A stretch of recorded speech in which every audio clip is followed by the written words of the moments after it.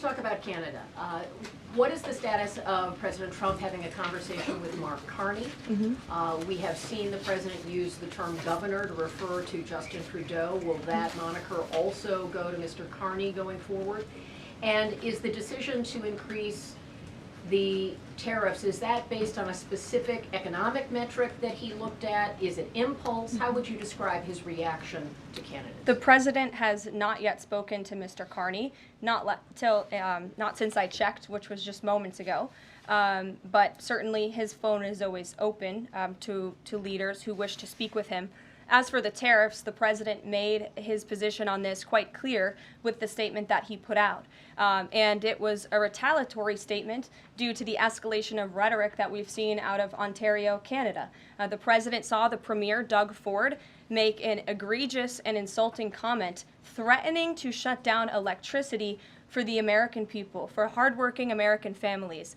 He made that threat. The president saw that and has an obligation and a responsibility to respond accordingly and represent the interests of the American people. So he has made the decision to add a 25% tariff.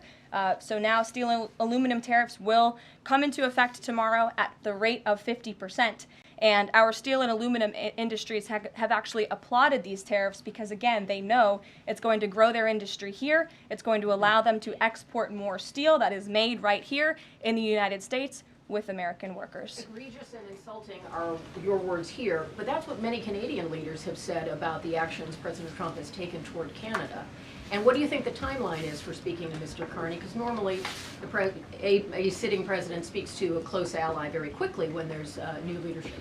Well, the president is, again, responding to the fact that Canada has been ripping off the United States of America and hardworking Americans for decades. If you look at the rates of tariffs across the board that Canadians have been imposing on the American people and our workers here, it is egregious. In fact, I have a handy-dandy chart here that shows not just Canada, but the rate of tariffs across the board. If you look at Canada, since you brought it up, American cheese and butter, nearly 300% tariff. You look at India, 150% tariff on American alcohol. You think that's helping Kentucky bourbon be exported into India? I don't think so. 100% tariff on agricultural products from India. Look at Japan, tariffing rice, 700%.